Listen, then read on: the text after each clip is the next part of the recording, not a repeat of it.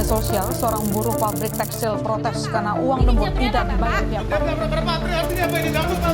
Sejumlah startup Indonesia melakukan pemutusan hubungan kerja. Apakah kondisi ini menjadi sinyal berakhirnya masa keemasan perusahaan turun posisi atau turun kategori menjadi kelas menengah ke bawah? Tapi sebenarnya apa sih yang paling mendorong situasi ini? Pemirsa, ribuan buruh menggelar aksi unjuk rasa di depan PT Multistrada arah Sarana TBK Kabupaten Bekasi, Jawa Barat. Aksi demo yang pertama adalah kondisi geopolitik. Geopolitik global itu juga menyebabkan kondisi ekonomi secara umum juga menjadi tidak bagus. Dari luar, Yang kedua kehidupan kan pekerja kita tahu, agensi dan industri kreatif sering kali terlihat seperti etalase kesempurnaan.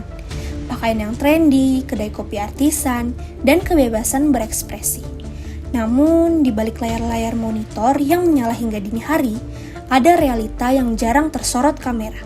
Realita tentang tenggat waktu, revisi tanpa ujung, dan idealisme yang perlahan harus berkompromi. Disinilah istilah budak korporat atau kuli visual menemukan wujud aslinya.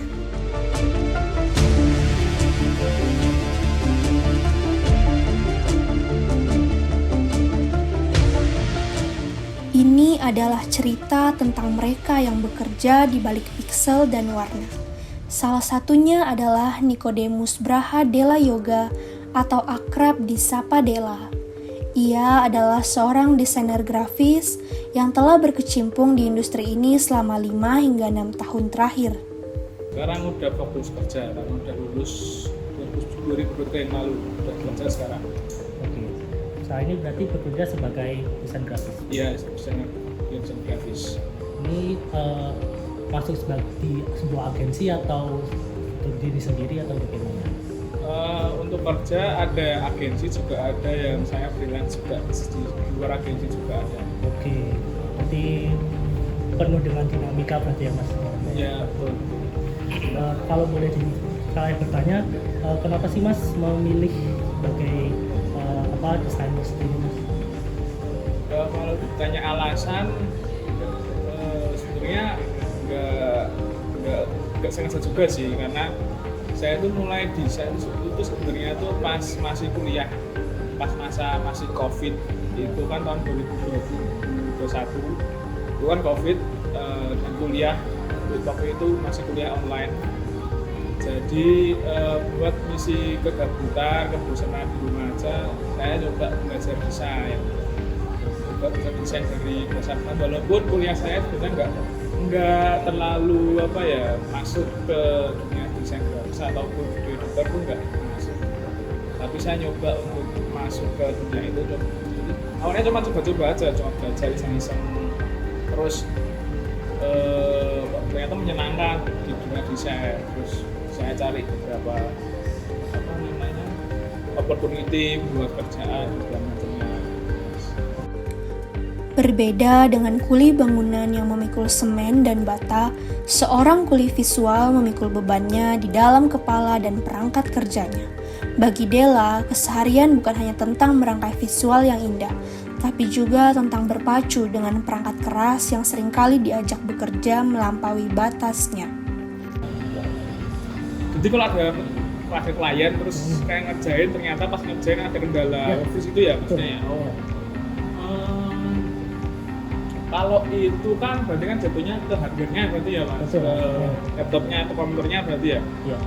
Mungkin saya kalau ngomong ke kliennya mungkin ya ngomong aja kalau misal ada trouble ini, tapi masih akan saya usahakan selesai di waktu yang udah ditentukan, misal besok atau hari ini juga. Ya mau nggak mau harus ngakalin laptopnya atau komputernya biar harus bisa.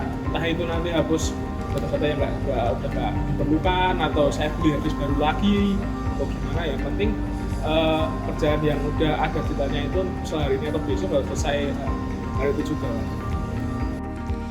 Tidak peduli seberapa lelah fisik sang desainer atau seberapa panas mesin yang digunakan, dalam dunia agensi, tenggat waktu adalah raja yang tidak menerima alasan. Menjadi seniman dan menjadi desainer korporat adalah dua hal yang seringkali bertolak belakang. Seorang seniman bekerja untuk memuaskan egonya, sementara seorang kuli visual dibayar untuk memuaskan ego kliennya. Dalam hiruk-pikuk agensi, idealisme seringkali menjadi harga yang paling mahal untuk dipertahankan. Sebagai seorang desainer nih Mas, apakah Mas tuh memiliki pandangan sendiri terkait selera desain gitu Mas? Selera desain ya. Ya. Kalau menurut saya selera desain itu bisa ada di setiap desain yang dibuat beberapa desain yang lain. Cuma mungkin selera desain itu nggak bisa terapin ke hal-hal yang corporate banget sih Mas. Karena kan selera kan jatuhnya mungkin menurut saya itu lebih ke arah idealisme, ya kan. Jadi mungkin kalau mau dimasukin ke area corporate atau ke area perkantoran yang udah ada patokan, udah ada batasannya, itu mungkin bisa dimasukin tapi nggak terlalu banyak. Misal ada style dari kita sendiri yang mau dimasukin harus ada dari sini atau dari situ, itu bisa dimasukkan sesuai sama saat kita, tapi nggak harus dimasukkan semuanya. Nanti kan itu kan nanti nggak bisa sesuai sama semua orang yang di kantor gitu kan. Seni di dalam agensi adalah seni untuk mengalah. Desain yang baik bukan lagi sekedar visual yang estetis, melainkan visual yang mampu diketuk palu persetujuannya oleh atasan dan klien. Mendengar kata budak korporat atau kuli visual, banyak yang menganggapnya sebagai kemunduran atau cemoohan. Tekanan mental, art block, dan waktu personal yang tersita adalah makanan sehari-hari. Namun di balik stigma tersebut ada sebuah kebanggaan tersembunyi yang tumbuh dari keringat digital mereka. Menurut saya semua pekerjaan bisa sih Mas yang kuli gitu. Karena kan istilah kuli visual atau kuli video, kuli event itu kan pasti ada sebutannya. Tapi kalau di grafis itu kalau untuk sebutan nggak apa-apa sih Mas sebenarnya kalau untuk sebutan seperti itu. Dan mungkin itu untuk beberapa desainer itu adalah sebuah kebanggaan mungkin ya disebut kuli itu seperti kan dia udah mendapatkan branding atau branding yang udah bagus di dia. Bahkan orang tahu kalau saya itu atau orang-orang desain grafis itu udah ketanam bahwa oh saya itu orang desain grafis, orang video editor gitu sih Mas. Lelah itu pasti nyata. Untuk merawat kewarasannya, Della seringkali harus lari sejenak dari tuntutan komersial. Kalau untuk pengorbanan pengorbanan mungkin pengorbanan ini cuma ke waktu sama ke device sebenarnya ya, sama mungkin otak juga ya, otak mental. Karena kan apalagi kalau semisal kadang ada banyak pekerjaan, misal hari itu harus ada desain 5 desain yang saya di hari ini juga. Dan 5 desain ini nggak gampang, nggak cuma buat sosmed atau yang simpel-simpel aja. Dan kan kayak buat misal buat banner atau buat yang di print atau yang sama buat di story di sosmed itu. Dan menurut saya di itu juga mungkin itu bebannya mungkin di otak, di pikiran, di mental, juga di device-nya juga sih Mas. Karena kalau semisal kerjaan banyak terus device-nya cuma device-nya kurang mumpuni buat mengerjakan semua itu mungkin akan nggak kuat kayak nge-freeze tadi yang di awal tadi.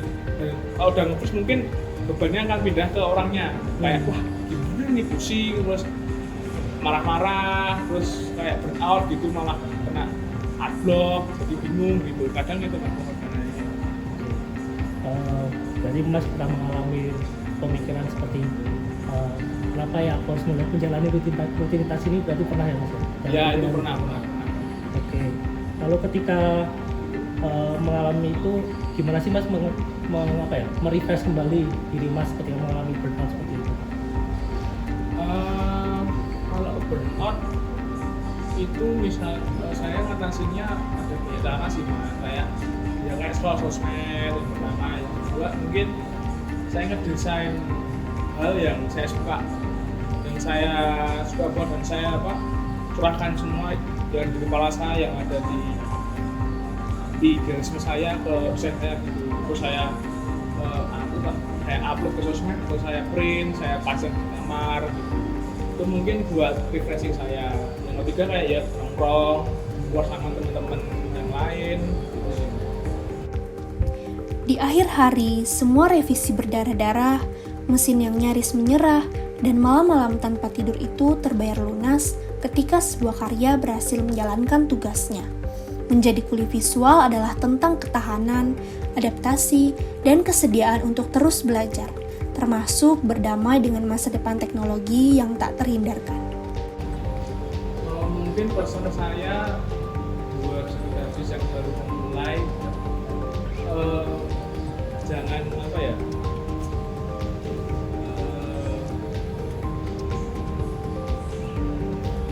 kalau mau bisa desain dan mau terjebak dengan desain harus sering praktek sih mas, harus sering praktek dan jangan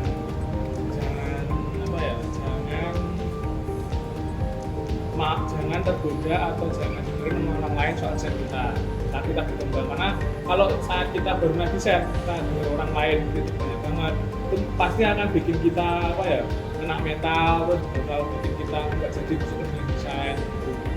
Terus yang selanjutnya itu harus banyak belajar dan jangan anti sama AI sih mas, karena kita seorang desainer grafis itu harus adaptasi, harus ada orang yang adaptif, jangan mau anti AI karena mau gimana pun depan pasti akan ada AI yang banyak banget. Jadi kita nggak bisa kita selalu anti sama perkembangan, harus ikut perkembangan, harus adaptasi dengan perkembangan yang ada. Menjadi kuli berdasi di dunia kreatif bukan berarti kehilangan jiwa seni. Ini adalah seni bertahan hidup, seni melayani, dan seni untuk terus relevan di tengah roda industri yang berputar tanpa henti.